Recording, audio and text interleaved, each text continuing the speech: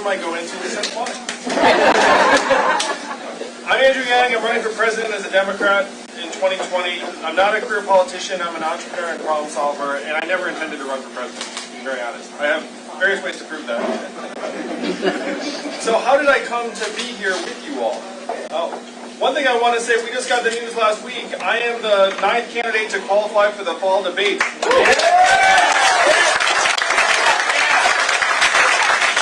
And if you've been paying attention to this race, you know that puts me ahead of half a dozen or so sitting senators and governors and people who've been in politics a long time.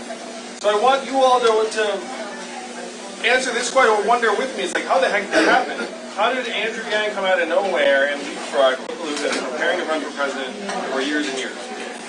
So my path started, I grew up the son of immigrants. They told me just do well in school, so I tried to do that.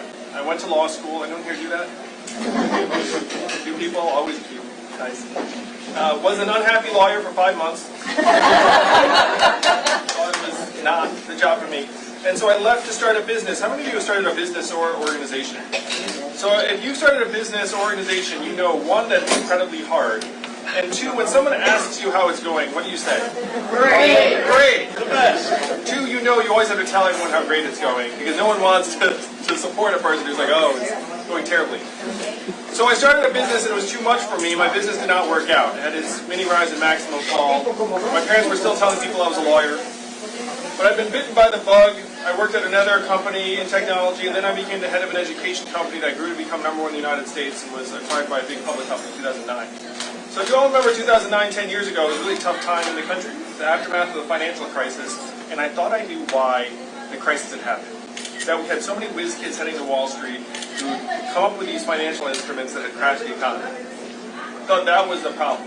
And it reminded me of myself a little bit when I was coming out of law school at the law firm, where we had all these smart kids doing the same sorts of work. And so I had the question, if I don't think that going to Wall Street and becoming financial whiz kids is the answer, what would a better answer be? So the answer I came up with was I wanted them to become entrepreneurs and start businesses in places like Birmingham, New Orleans, Detroit, Cleveland, Baltimore, St. Louis, Cincinnati, and other cities around the country. I thought we had this brain drain where so much talent was getting sucked up to Wall Street and now Silicon Valley and various consulting firms, and not enough entrepreneurs were moving to other parts of the country. So I donated some of my money. I started calling rich friends asking this question, do you love America? The smarter among them said, what does it mean if I say yes to this, Andrew? And I said, at least $10,000. Then 12 of them said, I love America for $10,000. It's like, I thought you did. How many of you get these phone calls? Anyway. So I raised some money and then spent 7 years helping create several thousand jobs in 15 cities around the country. I was awarded an Ambassador of Entrepreneurship by the Obama administration.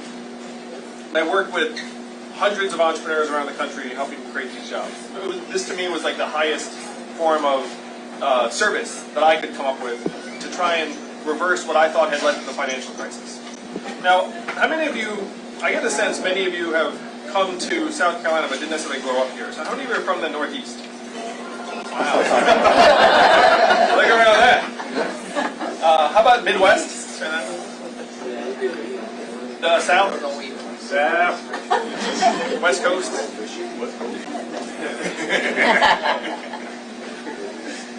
I had never seen Birmingham or New Orleans or St. Louis before starting Measure for America. And I was blown away by the gulf between St. Louis and San Francisco, or Michigan and Manhattan, where taking that 3-hour flight felt like I was traversing dimensions or decades and not just a few time zones. People were clapping me on the back saying, great work, Andrew, how did you create several thousand jobs? And I said, no, you don't get it.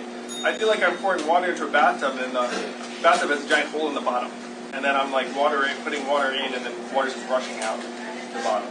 That's one example. Detroit, Michigan, had a peak population of 1.7 million people.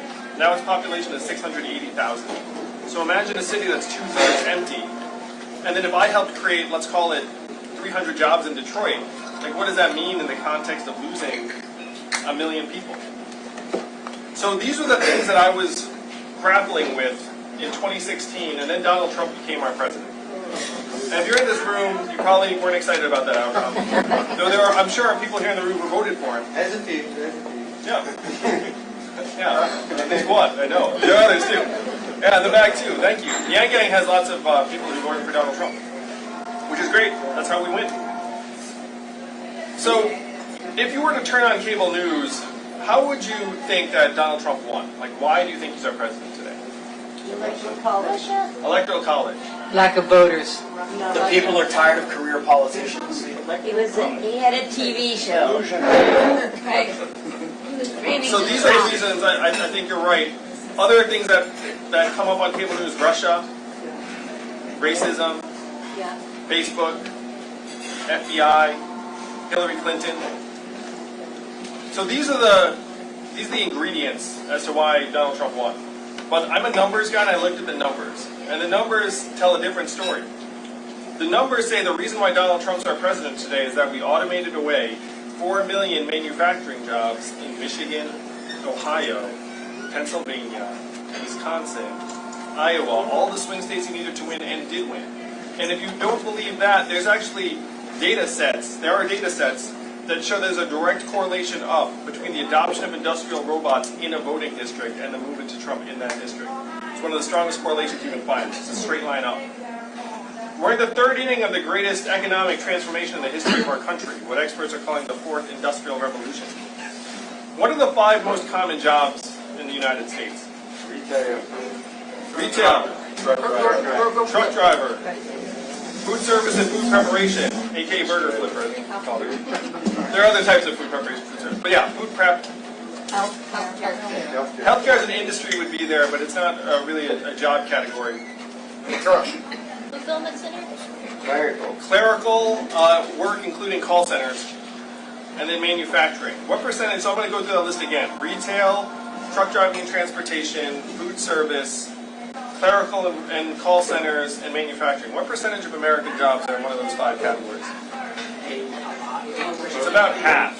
About half of American jobs. And if you look at each of them in turn, you see that they're shrinking fast. How many of you have noticed stores closing around where you live? Why are 30% of America's stores closing? Bezos. Amazon, that's right. Amazon's sucking up $20 billion in business every single year. How much did Amazon pay in taxes last year? Zero. They're closing 30% of America's stores and malls, and the American public seeing zero in return. The most common job in America is working as a retail cashier. The average cashier is a 39-year-old woman making between $9 and $10 an hour. So if her mall or store closes, what is her next move going to be? I know when you call a big corporation and you get the software, what do? You would say human, 000 as fast as possible, right? Yeah. You try and get rid of the software and find a human. I do the same thing. It's terrible. In 2 or 3 years, the software is going to sound like this. Hey, Andrew, how's it going?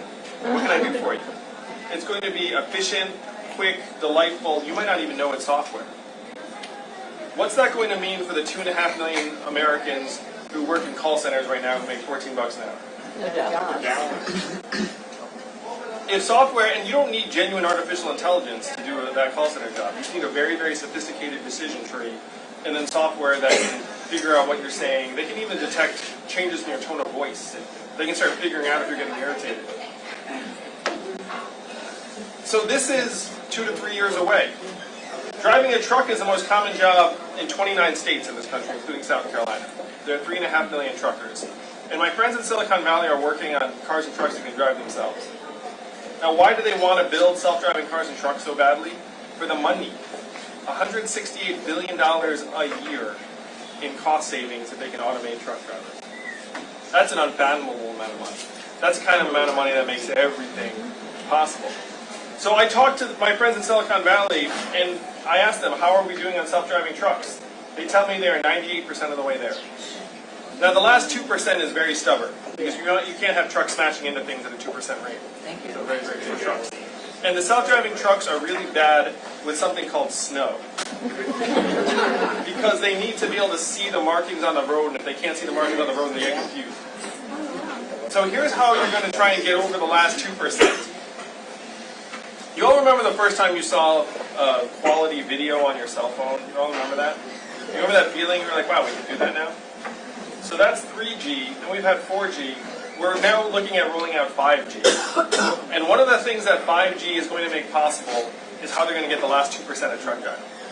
So the plan is to equip the trucks with teleoperating software, where if the truck is in bad weather and doesn't know what to do, it will then beep at a warehouse in Nevada, and there will be a teleoperator in Nevada who will then beam into the truck and drive it like a video game, because the truck will have cameras on the front so that the driver who beams in can just like see it as if they're driving.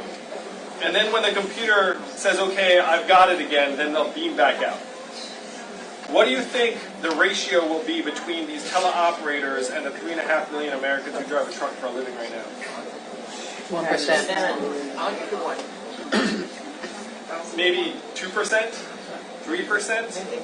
What's that going to mean for the 3.5 million truckers in the U.S. or the 7 million Americans who work at truck stops, motels, diners, and retail establishments that rely upon the truckers getting out and having a meal? Right now, if you're a truck driver, you have to stop driving at the 14-hour mark. Your truck will actually start seizing up and beeping at you if you're doing more than 14 hours. You have to get out, take a nap, get a meal. The robot truck never needs to stop. So this is the near future. It may sound like science fiction, but it's here. This is the fourth industrial revolution. When's the last time you heard a politician say the words fourth industrial revolution? This is the first time. And I'm barely a politician. So this is what led me to come to you all to run for president. Actually, I didn't go to come to you first. The first thing I did is I went to Washington, D.C. I had the facts, the figures, the math, the PowerPoint, and I said, what are we going to do about the fact that we're in the midst of this transformation and the American people are scapegoating immigrants who have very little to do with a set of issues? We have to wake people up and start trying to solve these problems. What do you think the folks in Washington, D.C. said to me when I presented them with the question, what are we going to do? Can't talk about it. It's not on our polling, is what he said. Now, so the first response I got was, we cannot talk about that. One person said the American people will not understand it. The second big response I got was, we should study that further. And the third one, probably the most popular, was, we must educate and retrain all Americans for the jobs of the future. And that sounds very responsible. If you could be against that. So then I said, look, I looked at the effectiveness rates for government-funded retraining of manufacturing workers. Y'all want to guess how effective those programs were? 0 to 15%. That's right. Half of the manufacturing workers that lost their jobs left the workforce and never worked again. And of that group, half filed for disability. And then we saw surges in drug overdoses and suicides in those populations to the point where America's life expectancy has declined for the last 3 years in a row. You want to know the last time America's life expectancy has declined 3 years in a row? Spanish flu, I was there this morning. Oh, you were, yes. That makes you a vote of the gang yes. The Spanish flu of 1918, global pandemic. That's the last time America's life expectancy declined for 3 years in a row. We're back in Spanish flu territory because of drug overdoses and suicides overtaking vehicle deaths as leading cause of death in this country. In large part because we automated away 4 million manufacturing jobs. There was no retraining, really. They went home, started to drink themselves to death, and here we are. So what happened to the manufacturing workers? I studied economics and economic theory. None of this was in my textbook. What did the textbooks say would happen? Retrain, reskill, move for new jobs, higher productivity, invisible hand, all would be well. It's not what actually happened. What happened to the manufacturing workers will happen to the truck drivers. And this population will not take it well. Manufacturing workers, 70% male, 30% female. Truck drivers, 94% male. Average age 49. Average education high school or 1 year of college. Tens of thousands are ex-military. A dozen truckers just protested in the Midwest. They did something called a slow roll, where they started driving their trucks at 40 miles an hour on the highway, which obviously seized up traffic behind them. Hundreds of people were like, why are we all going so slow? Why did they do the slow roll? They were protesting the digital monitoring of their driving time. They did not like the fact that there was a device that was telling them when they had to stop driving. How do you think they'll take it when it's a robot truck that threatens their livelihood? A lot of slash tires. A lot of slashed tires, what he said. Only 13% of truckers are unionized, so if you're hoping there's going to be some grand collective bargaining, there will not be. The vast majority of truckers are individual mom and pop business owners and truck owners. Imagine being a truck owner who mortgaged essentially your life savings Because these trucks are very expensive, like 6 figures. Imagine putting your life savings into a fleet of 5 trucks, having 10 drivers driving them, and then all of a sudden they're robot trucks you can't compete with hitting the road. Do you think you might do something dramatic? Yeah. So this is what is coming down the pike. And when I went to Washington, D.C., they have no answers. They have no appetite. They don't want to touch this. If you were to be generous, you could say they don't understand it or don't think the American people are ready. If you were to be ungenerous, you would say they do not care. Because their job security does not depend upon them solving this problem. They actually think if they bring this problem up, it's going to be bad for their job security. So they do not care. And one person in Washington, D.C. said something that did lead me to you all. He said, Andrew, you're in the wrong town. No one here is going to do anything about this problem because this is not a town of leaders, this is a town of followers. And the only way we're going to do anything about it is if you create a wave in the rest of the country and bring it crashing down on our heads. I thank God I had someone with me that day, because you would think I was making that up, right? No, I had someone with me who was like, oh yeah, he said it. I'm here with you to create that wave. I said to that person, challenge accepted. I can do that. I can create a wave in the rest of the country. That's how I wound up on this debate stage in the fall. Is because I'm going around the American people saying, look, this is the biggest challenge that's driving so many of the other problems we have in our society. It got us Donald Trump. And this is what we must respond to. So how do we respond? If you've heard anything about me, you've heard there's an Asian man running for president who wants to give everyone $1,000 a month. You remember hearing that at some point? Yeah. And the first time you heard that, you were like, ha ha, that's a gimmick. Like, this cannot be serious. But this is a deeply American idea.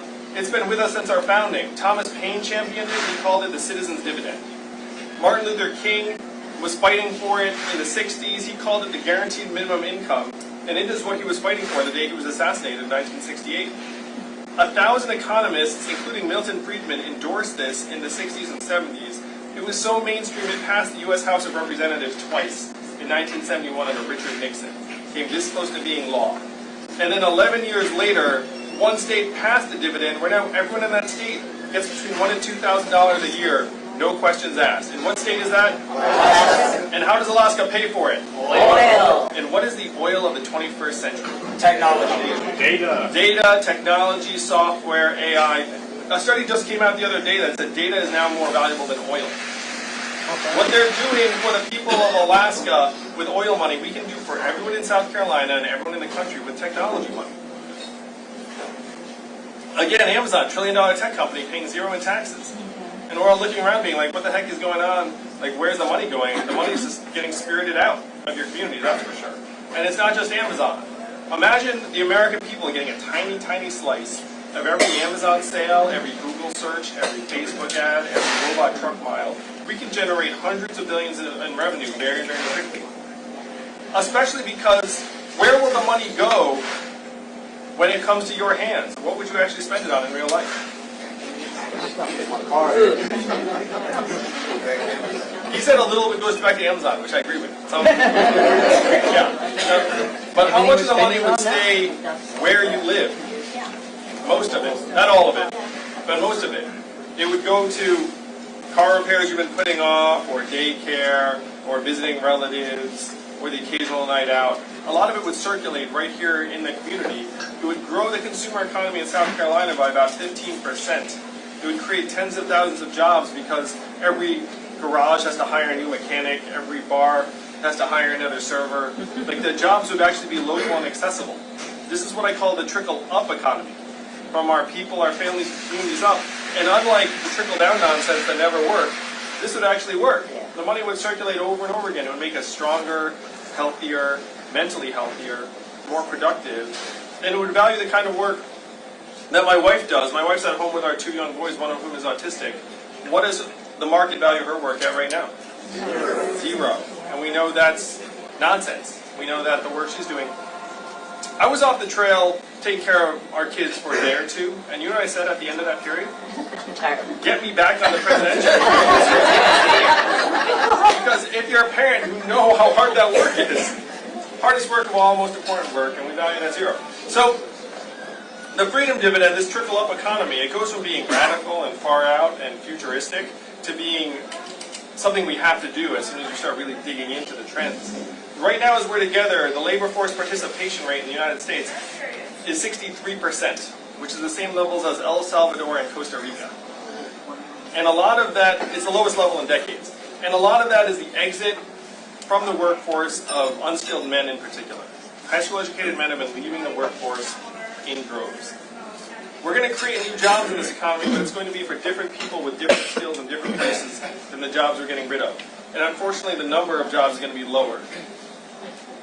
This is just what the math says. So, big move number one, lay a foundation for people and start sharing in the bounty of the 21st century economy with the Freedom Dividend. We can completely afford it.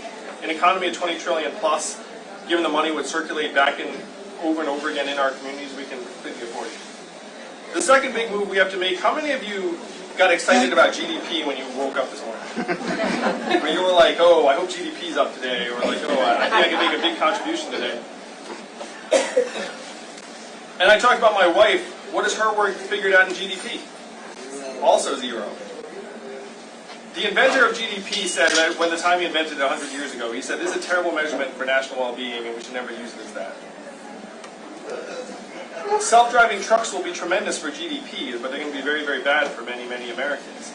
So how would we measure our progress in a way that would actually correspond to how we are doing? That would actually get you excited if I were to come to you and say, hey, this got better. Water. Clean water. Clean air and water, that would get you excited if I said, hey, your air and water got cleaner. Yeah, less plastic. Quality of life. Affordable college.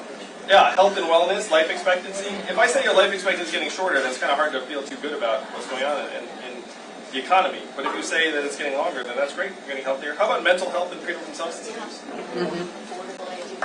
Affordability, childhood success rates. We have numbers for all these things. We can start measuring our economy in ways that would actually matter to us. Raise your hand again if you run a business. Imagine if you had the wrong measurements. Like, how's that business going to do? It's going to do terribly. And right now, we have the wrong measurements for our economic progress. We have GDP, which is just gross production. And as machines do more and more work, it's going to look really good for GDP and look worse and worse for us. Number two is stock market prices. And many of you, I'm sure, are investors. But you may also know that the bottom 80% of Americans own only 8% of stock market wealth. And the bottom 50% essentially own zero. So stock market prices correspond essentially to how the top 20% of Americans are doing. And then the third one's the headline unemployment rate, which doesn't include all the people dropping out of the workforce. It also doesn't include the fact that 40% of college graduates, recent college graduates, are underemployed. It doesn't include people doing 2 or 3 jobs. It doesn't include the fact that 94% of new jobs in the U.S. are temporary contractor jobs that don't have benefits. None of that gets figured into the headline unemployment rate. So imagine if you're a business and you have the wrong measurements. That's essentially where we are right now as a society. We're being told things are great, but we know in our hearts that things are not great. And if you remember candidate Donald Trump in 2015, what did he say about the economic numbers? Fake news, it's not real, 95 million Americans out of the workforce. Now that he's president, you don't hear any of that. All of a sudden it's like, the economic stats are great, look at my GDP growth. He was right the first time, but the numbers actually don't make that much sense relative to our well-being. So one of my most joyous duties as your president will be to update GDP for the 21st century. And I don't need Congress to do it. All I have to do is go down the street to the Bureau of Economic Analysis and say, hey, GDP, 100 years old, really out of date, kind of useless. How about we update it with the American scorecard that includes our health and affordability and mental health and environmental quality, and then we can report how we're doing on those measurements every year at the State of the Union. And then we have a real sense of how we're making progress or we're falling behind, and then we can invest resources in a way that would actually make us happier, healthier, and stronger over time. So those are a couple of the big moves that I want to make as your president. And the reason why we're doing so well is that I'm homing in on the real problems that got Donald Trump elected in the first place. I'm one of only 2 candidates that 10% or more of Donald Trump voters say that they will vote for, which means that after I'm the Democratic nominee, I will win cleanly. You know who the other candidate is? Bernie. Me and Bernie are the only 2 Democratic candidates that more than 10% of Trump voters say, I will vote for that person. That's one reason I'm doing so well. That if you remember in 2015 and 2016, here was the narrative. Donald Trump said things are going wrong, we're going to make America great again. What did Hillary say to that? America's already great. America's already great. And that was not what a lot of Americans wanted to hear. What I'm saying is, look, There are real problems in our country, but Donald Trump's solutions were backwards. What were his solutions? Build a wall, turn the clock back, bring the old jobs back. We have to do the opposite of all that. We have to accelerate our society forward as fast as possible. We have to evolve in how we think about work and value, and I am the ideal candidate for that because the opposite of Donald Trump is an Asian man who likes math.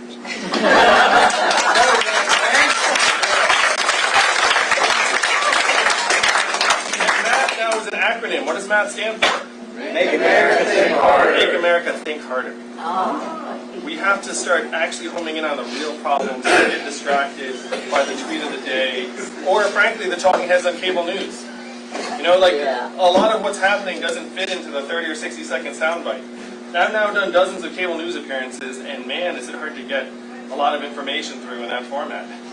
So it's not great for us. So this is why I'm doing so well, is that I can identify the real problems that are plaguing the American people and advance real solutions to solve them. That's why I'm not a politician too, is that like I frankly, my wife laughs about the fact that I'm running for president because she's like you make the worst politician on so many levels. And number one, she said, the number one reason you're being a terrible politician is that you tell the truth. Like even when it's like not convenient. And my team laughs at me because anytime they try and like have me go through a talking point, like they can tell if I'm struggling with it. Because it's like, oh, you must not like this because just like I'm a terrible poker player. Let's put it that way. The whole game plan is to tell the American people the truth and give us enough credit that we actually recognize the truth and we see it, and we have the wherewithal to solve our own problems. Right now, we just despair that we can't actually solve our own problems anymore. We think that our government's out to lunch, which it is, hopelessly bought and sold, which it is. Our votes don't matter, and that's the beauty of being here in South Carolina, is that here you have the power to change the future of the country just by voting. It's one of only 3 or 4 places in the country that's true. I did the math. Do you know how many Californians each of you is worth? 500. So there are about 100 people in this room. What is that? 50,000 Californians, something like that? It's like a football stadium of Californians in this restaurant here today. Like, that's the math. That's the power. That's why I'm not the first or the last presidential candidate you'll probably see. What number candidate am I right now, actually? 8? Someone just yelled out 8, yeah. No, you said 1. Thank you, sir. That's good. I'm the first candidate to get him out. That makes me very happy. So the reason why we're all here is because this is one of the only places in the country that democracy actually functions. That you can take a message to the rest of the country like that. Very, very powerfully. The rest of the country is going to be looking around trying to figure out who's going to be the nominee, who's going to be the president. It's Iowa, New Hampshire, Nevada, and then you. And the field's still going to be very, very fluid by the time it gets to you. So you're going to help determine the direction for the rest of the country, and we need to take this message out as fast as possible. Because you imagine another 4 years of this, of the stores closing, the AI getting smarter, the trucks starting to hit the highways. We have to start moving the pendulum the other way as fast as possible. It's not left, it's not right, it is forward. And that's where we're going to move the country in 2020. So thank you.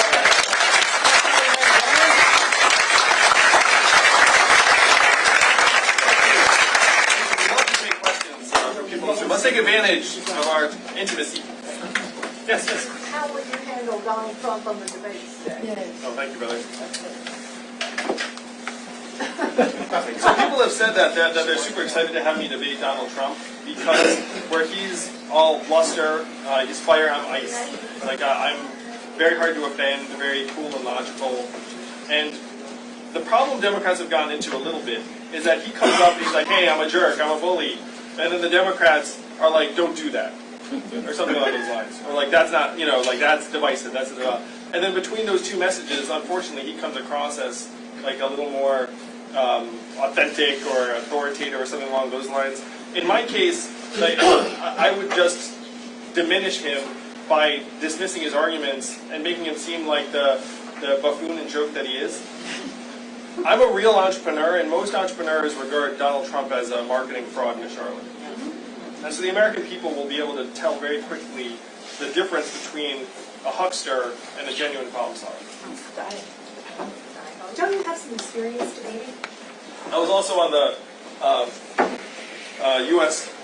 national team for debating, went to the World Championships in '92 in Aylesbury, England. So I'm, I suppose, a national champion debater. There is that. But you know, for whatever reason, I don't think people take that credential that seriously. But it is true. Yes, sir. Who would be your VP pick? So my rule on the VP has to be, number one, someone I genuinely would love to work with, and number two, someone I would love to see as our next president. And I haven't spent enough time with some of the other candidates to be able to say authoritatively who I would choose, but I will say that I have a strong preference for choosing a woman. Because I think that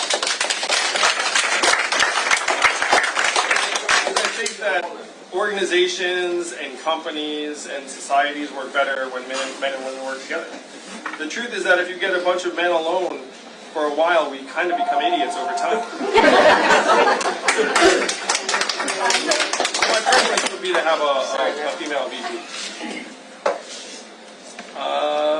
Yes, miss. What are you going to do about all the money in Washington, all the PACs and the lobbyists and all that? We've got to get that out of the federal government. They're controlling that right now. Now, the best way is to actually wash the money out. So what do I mean by that? So you have these ultra-rich corporations and lobbyists that have held our government captive over the last number of years. And this is again where the democracy of, like the voters of South Carolina, can really make a difference. So my plan is to issue 100 democracy dollars that every citizen can only give to political candidates or campaigns, and that's use it or lose it. Now hear me out. Right now, I've been running for president for a little while, and thanks to the Yang Gang, I have not had to hustle for corporate money. We've raised $3 million in the last 6 weeks, in average increments of only $24. So my fans are even cheaper than Bernie's. You didn't know it was possible, but yeah, it's possible. Cheaper than Bernie's. Yang Gang. Gang, gang. So if you give $25, you're an above average member of the gang. All right. So I understand the hustle that politicians have to go through. So here's the deal. If you're a politician, you have the voters, then you have the money. And unfortunately, they come from two different places. And over time, you start listening to the money more because it's easier to measure.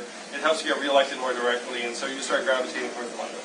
So the plan is then to put the money into people's hands and make it so that if I get 10,000 South Carolina voters behind me, that's $1 million. And then when the lobbyists come and say, hey, I've got a check for $80,000 for you, you'd be like, I don't care about your $80,000, I'm getting $1 million from the people. Because right now, we know that corporate money will just kind of creep its way back in.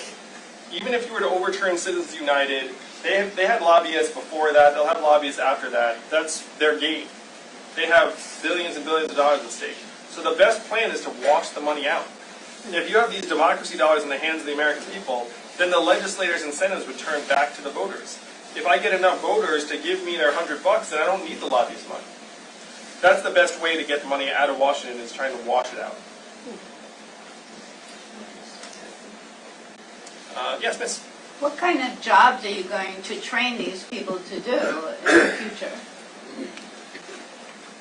We need to invest massive levels of resources in vocational, apprenticeship, and technical ed in this country. Right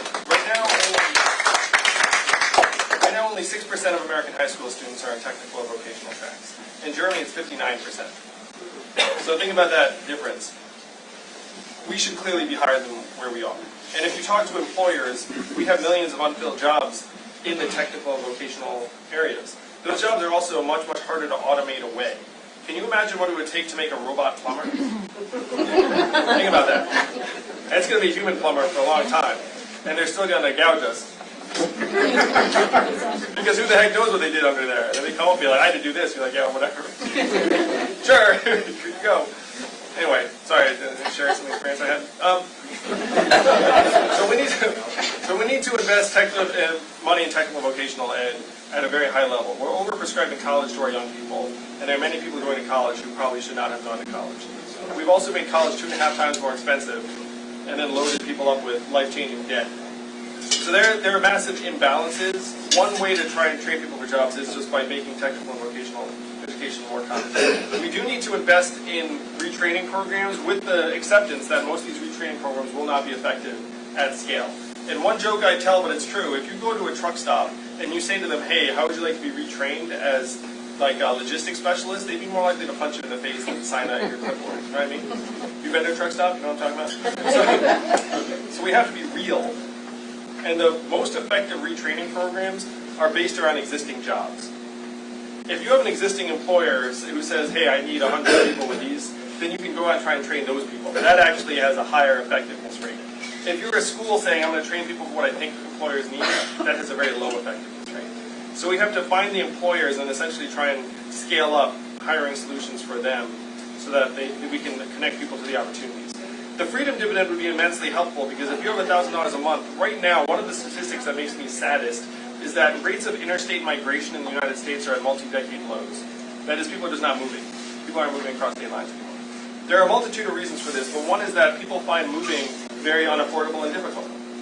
So we have to try and make it easier for people to move to where there might be a job waiting for them, and then actually put financial resources where they make that happen. Because right now Americans are hunkering down in many places. And on one level I'm cool with it in the sense that Americans should not have to move to have a good life, necessarily. Like, I think that's the wrong message.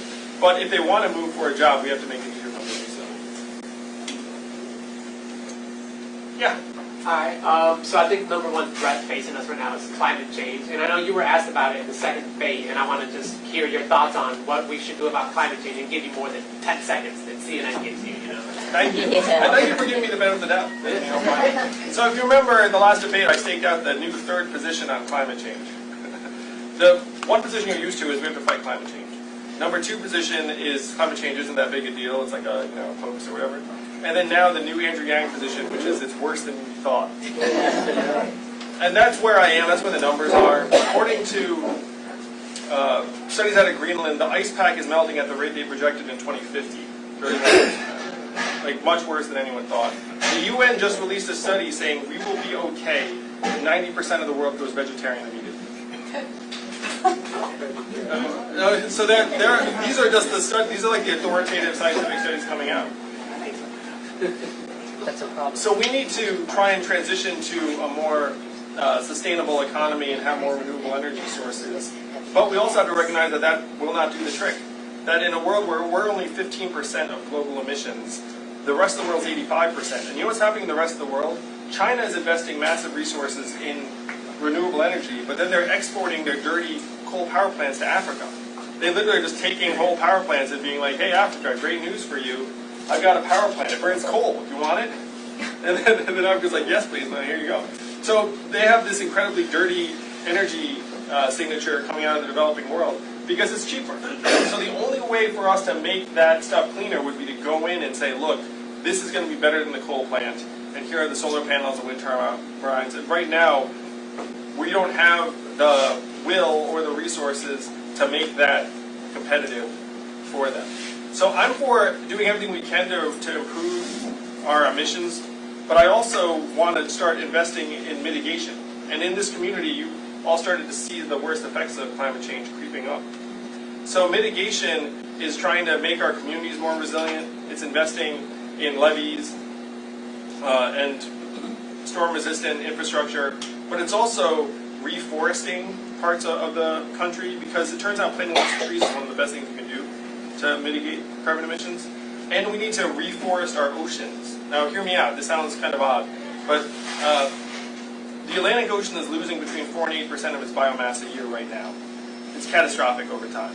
Like the ocean, it's not a uniform body of water. There are actually many parts of the ocean that are filled with life, and then others that are completely empty. And unfortunately, the parts that are filled with life are starting to get depleted. So what we need to do is we need to put permaculture, marine permaculture arrays of kelp underneath the water in particular areas and help regrow the marine ecosystems. That's not cheap, but it's much cheaper than catastrophe over time. So I'm about to release a comprehensive climate change plan that includes not just mitigation, but also trying to counteract some of the worst effects, both on land and in the oceans. So as you can tell, like I'm very, very concerned about climate change. I just don't think that curbing emissions will actually pull it back. At this point, the horse is out of the barn. I don't know if that's Not sharing news. And what I say is, like, I wish I had better news to report, but the numbers are pretty clear. Yes, in the back.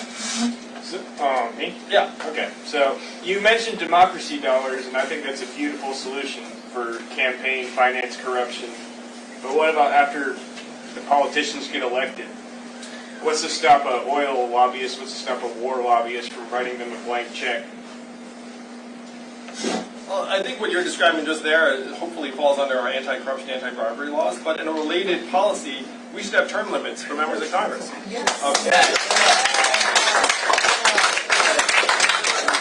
Can we give you some names? But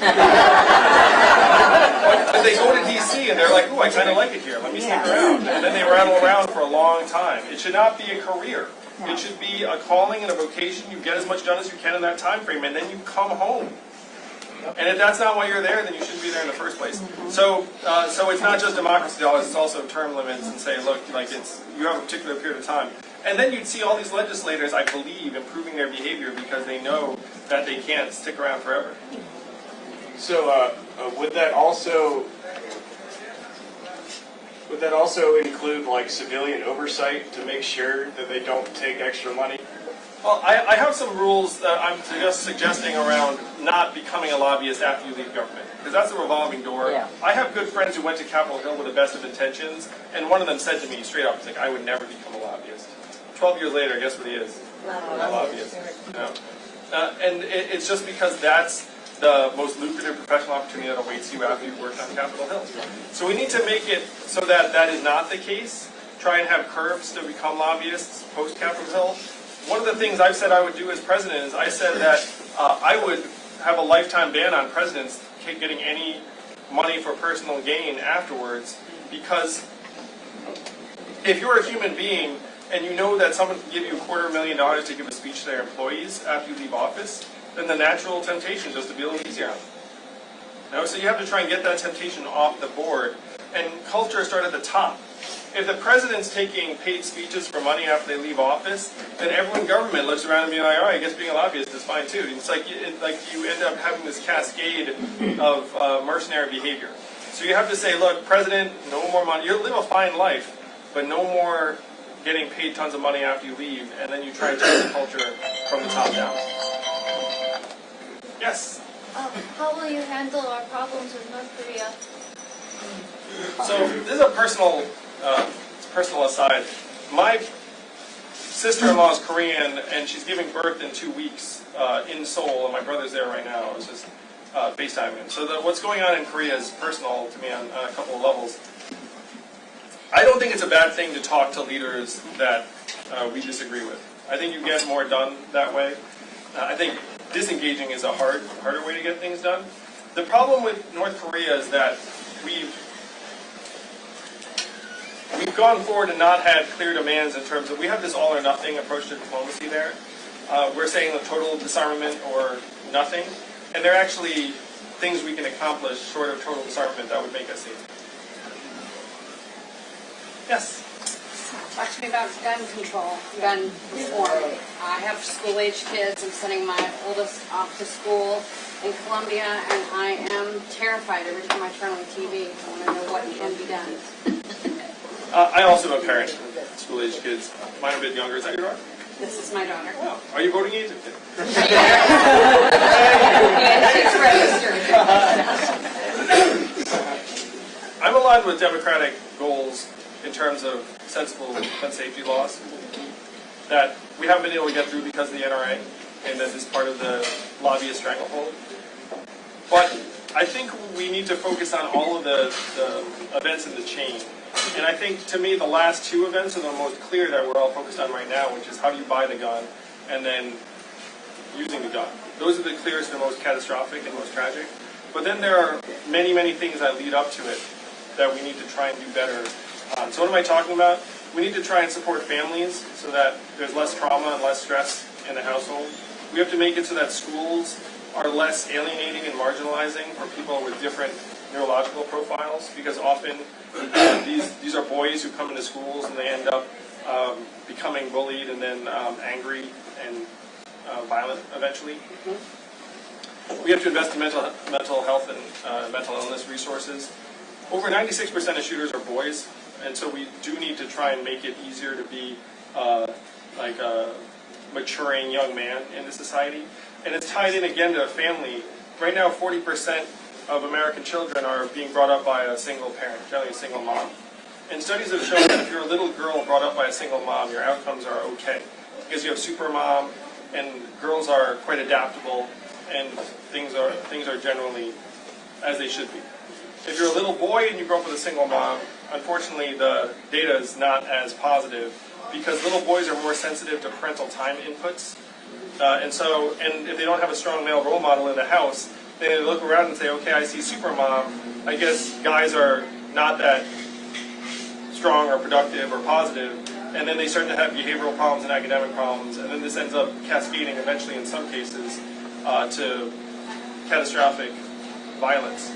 So this is the whole chain of events, and we have to try and attack each one. When I spoke to the Everytown group, it's like it said, look, focus on the top two because they're the most proximate. But the reality is, and you all know this here in South Carolina, there are over 300 million firearms in this country.